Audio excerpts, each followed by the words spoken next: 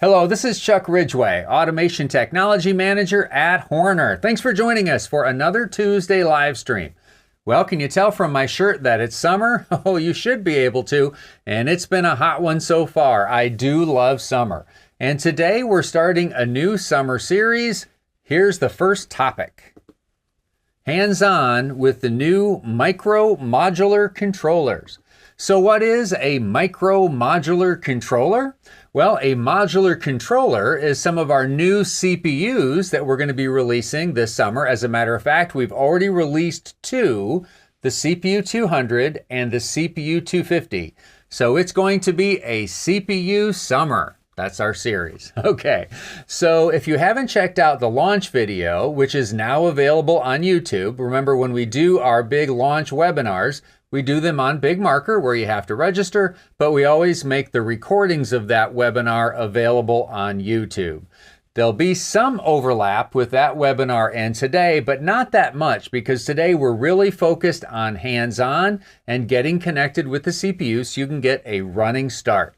Okay, without further ado, let's get started. We're going to dive right in with a quick introduction to these new CPUs. We're going to give you a hardware tour. We'll talk comms and connectivity. We're going to talk I/O expansion and show you how to do physical assembly.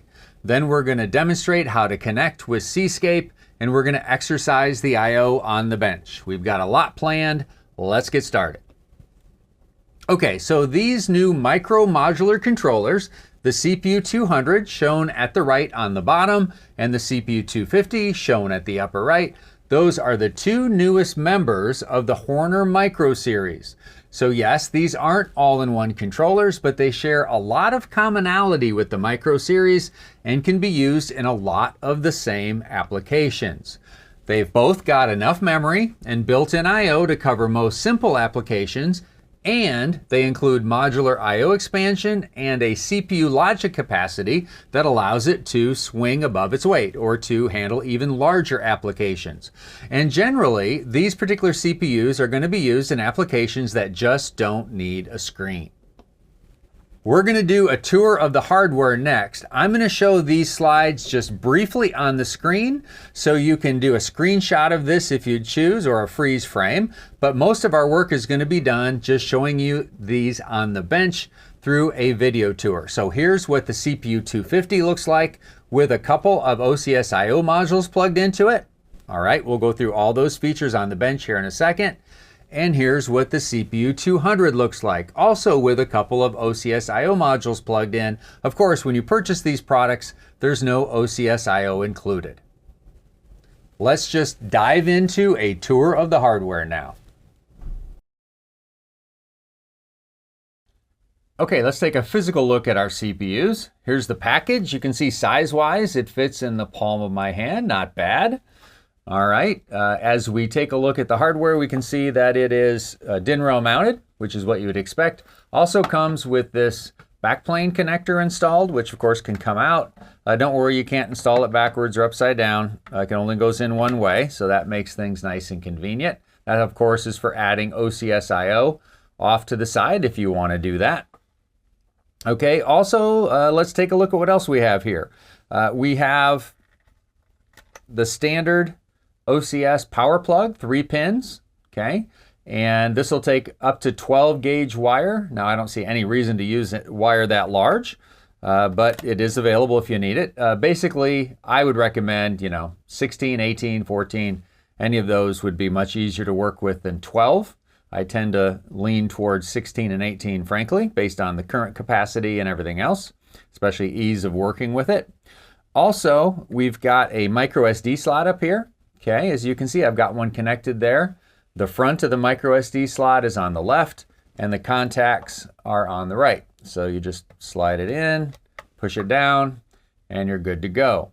Okay, also we've got a run, stop, load switch. It's got 3 positions. In the upper position or the run position, you can see that's maintained. I can move to the stop position, which is also maintained. And if I want to load a program, this is a return to center or momentary type action on the load button. Okay, so that's available there. And then we have plenty of status LEDs over here, as you can see, okay, for power, okay, run, etc., module status, network status, the same type of LEDs you find on Horner products all the time. Also, of course, have LED indication on the LAN port and LED indication, which you can't really see. You'll see later on the bench when we power this sucker up that you can actually see the LED indication on each of the I/O connections as well. All right, so that is a physical look at the CPU250. And then we've also got the CPU200 here, which is identical in every way, except it doesn't have the built-in I/O. It depends strictly on additional I/O through OCS-I, which of course you can add to the CPU250 as well if you need more than what's built in. One other little difference I'll show you here on these two units I have in my hands. The unit on the right, the CPU250, is actually a pre-production unit. You can see the switch on that guy is a little bit longer than the switch on the CPU200 on the left. In reality, what you receive with your production unit should be the shorter switch. That's the size we ended up going with. When we were in pre-production, we didn't have any of those switches available, so we added those at production time. Okay, so that's a look at our two CPUs. As we continue to explore the hardware of these two new products, let's talk CPU memory, because this is an area in which these products exceed what is normally available in the rest of the Micro series. That's what allows them to handle larger programs. They can handle larger programs from a logic memory standpoint with 2 megabytes of capacity, and they can also handle more variables with 50,000 words and 16,000 plus Boolean variables. And they have plenty of floating point support and PID loop support, just like the rest of the Micro series. When it comes to connectivity, they're loaded, and we're going to go through these primarily on the bench. I'm leaving this up here just briefly so you can do a freeze frame if you want a summary, but we're mainly going to talk about connectivity on the bench. Okay, let's take a look at connectivity. Let's start with USB-C. So it's strictly for programming, but it offers the best performance from a download standpoint, from a data watch standpoint, and you can also perform firmware updates through USB-C. So USB-C is the way to go for programming, although Ethernet works fine. It just doesn't have the same performance as USB-C. Okay, let's talk Ethernet. What can we do with Ethernet? Well, if you need to connect to some sort of SCADA system or control room over Modbus TCP, certainly this guy can be a Modbus TCP server, but can also be a client. So if you need to connect to variable frequency drives or servo drives or other devices, Modbus TCP client is one avenue to take with this. Again, with Modbus TCP, you can connect with just about anything. Now, for those of you who are looking for connectivity in a Rockwell environment, this guy supports Ethernet IP as a server, which means it can't be a scanner, but it can sit on an Ethernet IP network and be pulled or connected to a Rockwell device where the Rockwell device maybe is controlling a machine, and this guy is controlling a peripheral on the machine. So it's got really good Rockwell connectivity, again, through Ethernet IP server. From a serial port standpoint, what if you want to interface to a very low-cost variable frequency drive, for instance? Well, Modbus RTU is built in here, and just about every drive features Modbus RTU built in for free, even low-cost drives. So that's a good option here. Barcode readers, serial printers also can be connected through the serial port. CAN can be used for a variety of things, including adding I/O expansion beyond locally. So local I/O expansion is done here over OCS-I. You can connect remote OCS-I bases, up to 16 of them, through this CAN port here. And we also support J1939 as well as CAN Open. CAN Open more for field bus support, J1939 for those mobile applications. All right, so that's a quick run through on the connectivity. Okay, now let's talk about I/O. And the CPU250 has an incredible array of I/O built into it. 34 built-in I/O points in total. We're going to go through all the details on this during our Cscape connectivity and configuration portion of the show today. But again, I'll leave this up there kind of as a summary of all the I/O capability that's built into the CPU250. Of course, the CPU200 doesn't have built-in I/O. It depends on expansion I/O.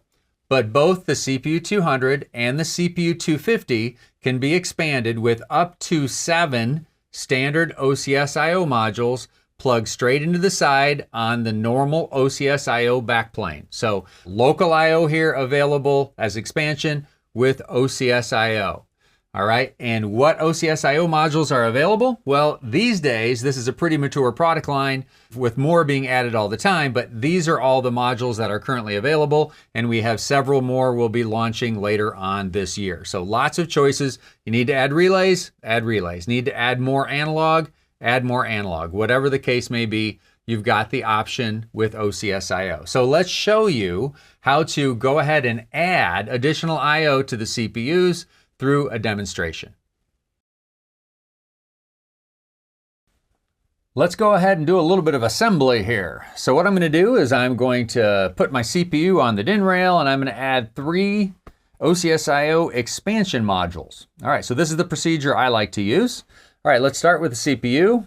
You can see we've got our backplane connector pre-installed. That's how it comes from the factory. But if it was loose, you can also just plug it right back in. It only goes in one way. All right, so I like to start by getting this guy on the rail. You can hear that nice click there. Make sure that tab is pushed in, and now this guy is on the rail.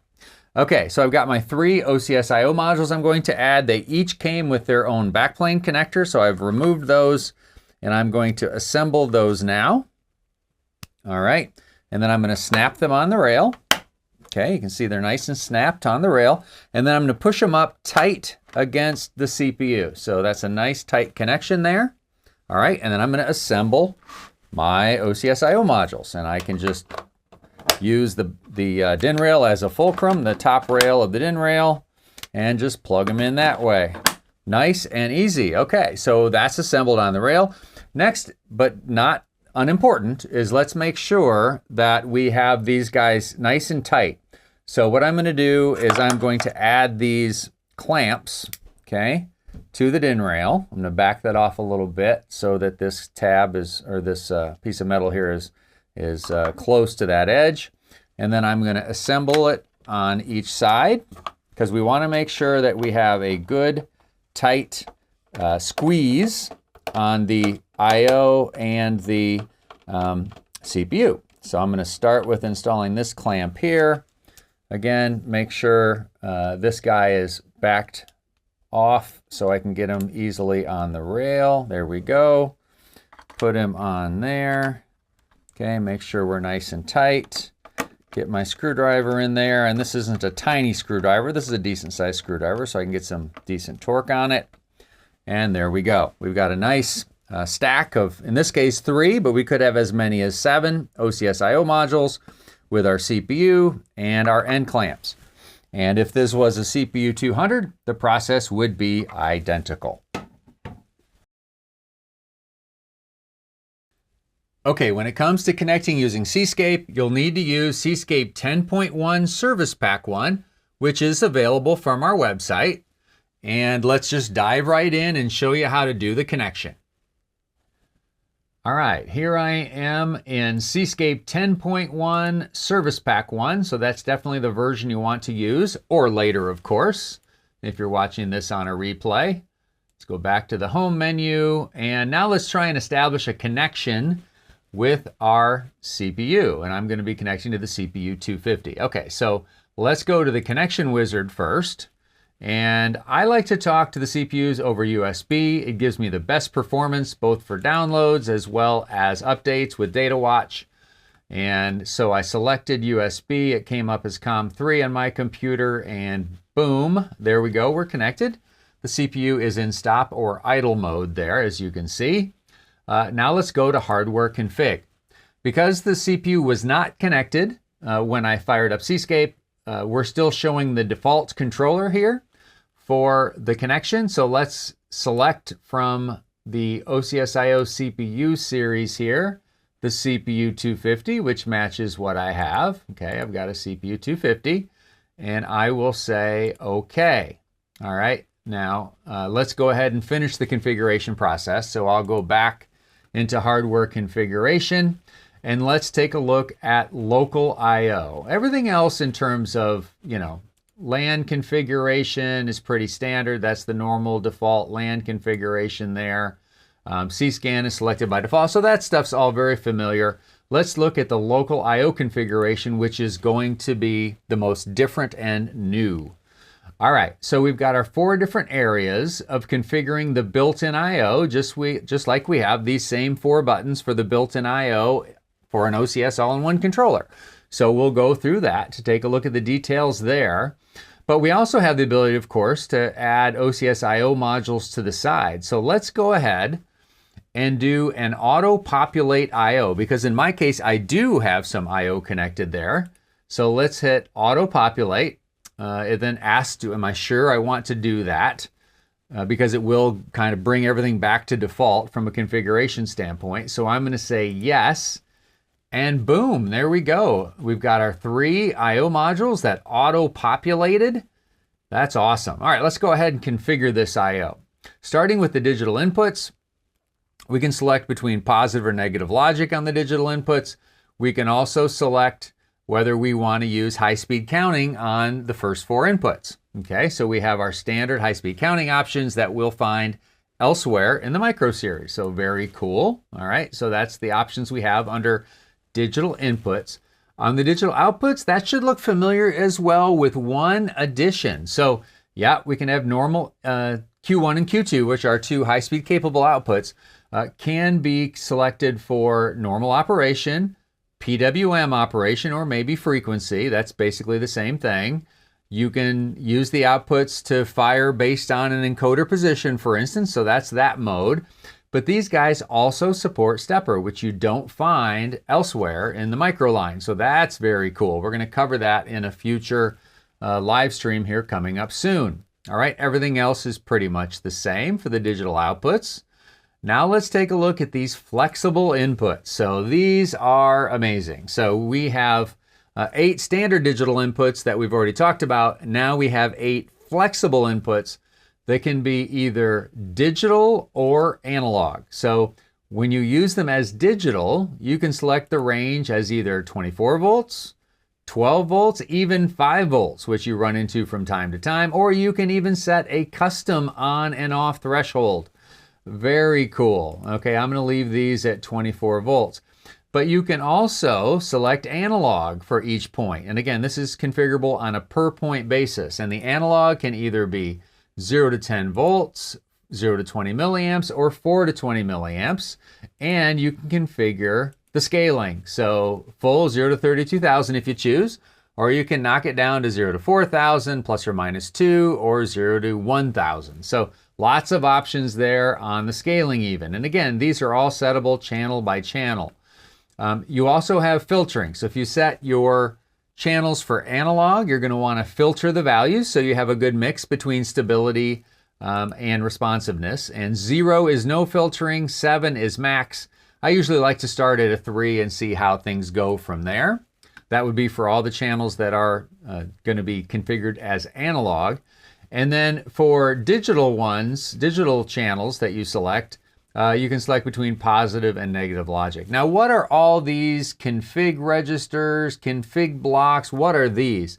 Well, that's an advanced feature where you can assign variables to these if you choose and configure the flexible I/O on the fly. So as an OEM, if you want to be able to have different options for your customers that run the same Cscape program, you could even change your I/O configuration on the fly, which is also very awesome. All right, so there we go on the flexible input side of things. On the analog output side of things, we've got 4 milliamp based analog outputs, and we have 4 0 to 10 volt based outputs, okay? On the milliamp side, of course, you can disable each individual output if you choose, select between 0 to 20 or 4 to 20. Also select the scaling on the output side of things. I kind of tend to prefer 0 to 32,000 myself. That's usually where I would set these. And then on the voltage side of things, you can either disable them or leave them at 0 to 10 volts. And again, you can set the scaling. All these can be set on a channel by channel basis.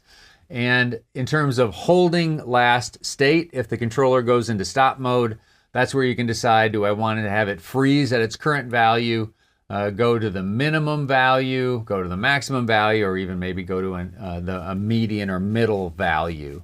In the case of 0 to 20 milliamps, that would be 10 milliamps. But generally, I select minimum for all of these, 4 to 20 for my input ranges, and 0 to 32,000 for my data ranges. For voltage, I do the same thing, 0 to 32,000, 0 to 10 volts, and minimum. But again, these are all settable channel by channel, and once again, you can set them on the fly if you prefer. So wow, what flexible I/O configuration we have here on these CPUs. So, and we haven't finished yet, so let's not get carried away here.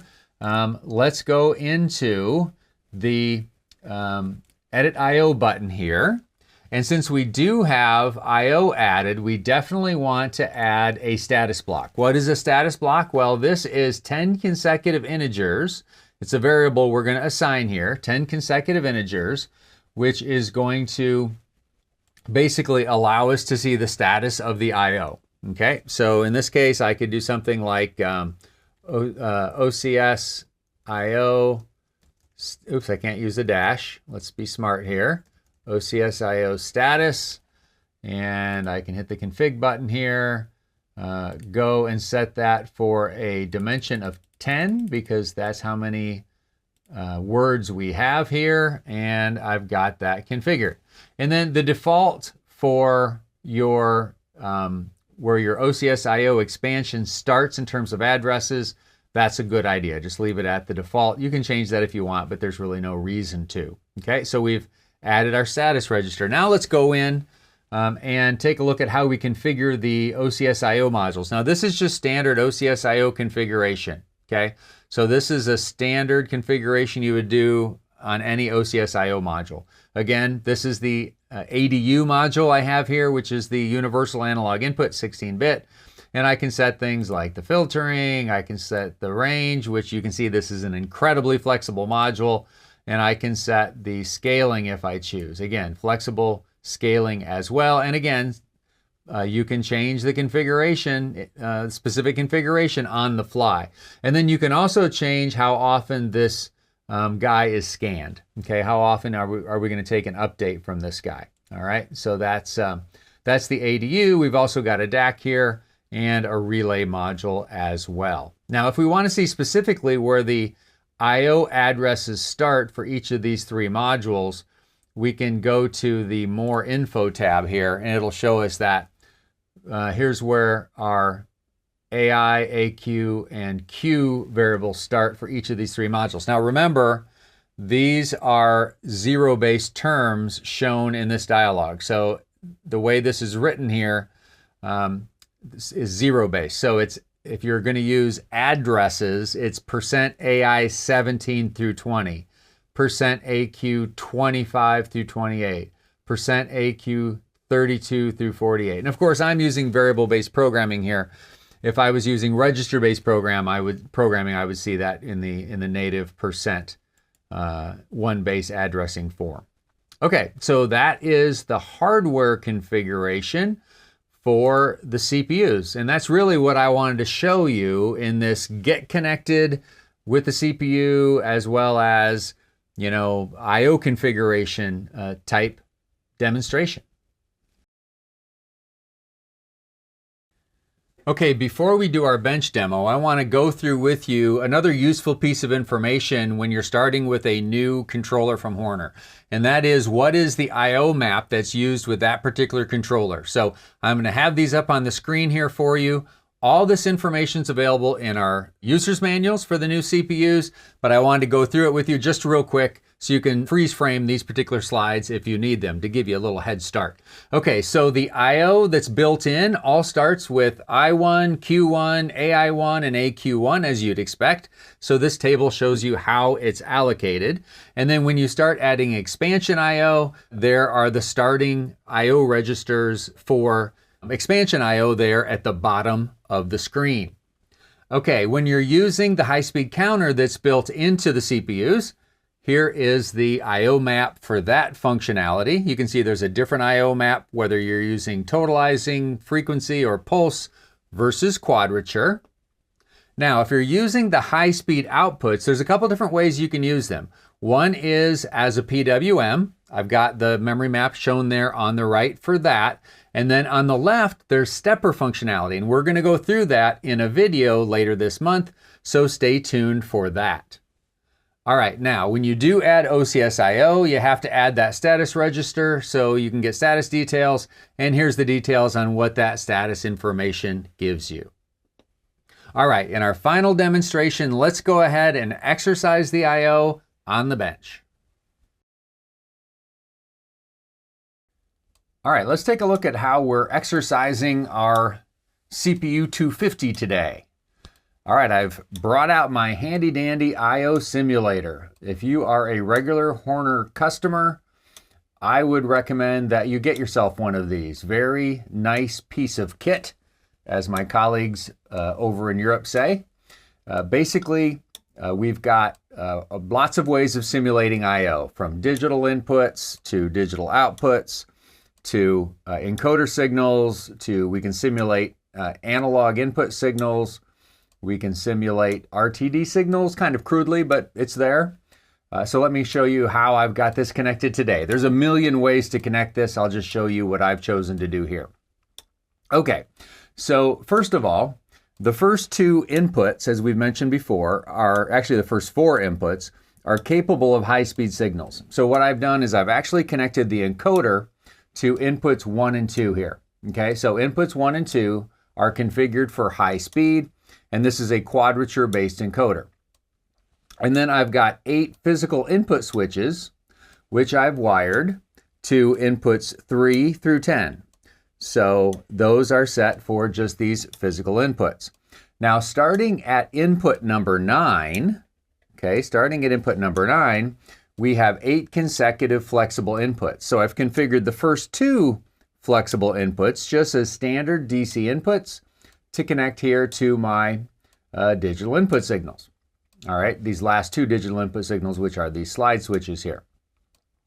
All right, and then the next 2 of the 8, so inputs 3 and 4 of the 8 flexible inputs, I have set for 4 to 20 milliamp input.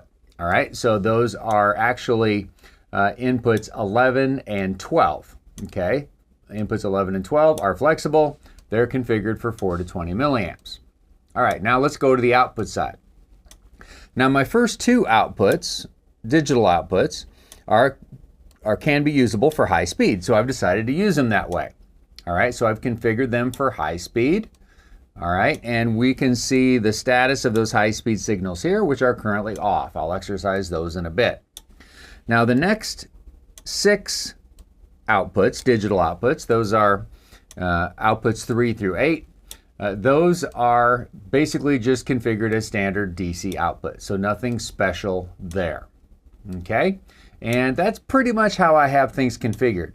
Now, we do have the ability here to add a couple of test leads from our multimeter for testing milliamp outputs. If we had wanted to connect up, maybe the milliamp 1 output here, we could have done that, but I decided not to do that today, okay? So I don't have any analog output testing happening here. I could, but I haven't done that.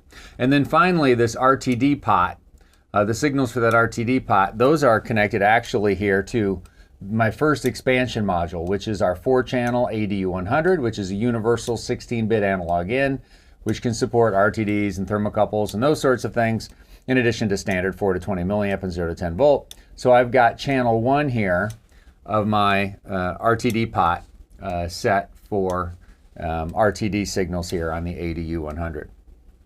Okay, then in terms of showing you what I can show you here on the bench by flipping switches and stuff, first of all, you can see I've got a racing pattern on LEDs 3 through 8, which you can see here. That's just in my program.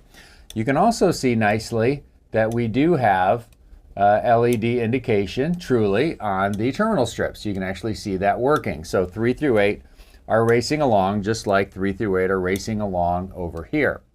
Now on my high speed outputs, what I've got that configured for is if I flip switch number 1, then my first high speed output turns on, and I've just got that set, I think, for a frequency of maybe 5 hertz or something. Just something that we can easily see on the bench.